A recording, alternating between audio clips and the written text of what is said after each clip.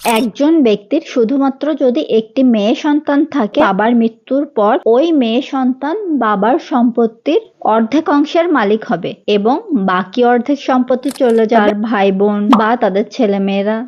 বাবা চাইলে জীবিত থাকাকালীন তার মেয়েকে সম্পত্তির বড় একটা অংশ হেবা বা গিফটের মাধ্যমে তার কন্যা সন্তানকে দিয়ে দিতে পারেন। উইলের মাধ্যমে একজন ব্যক্তি শুধুমাত্র 1/3 সম্পত্তি দিতে পারে, এর থেকে বেশি কিন্তু দিতেও পারে না।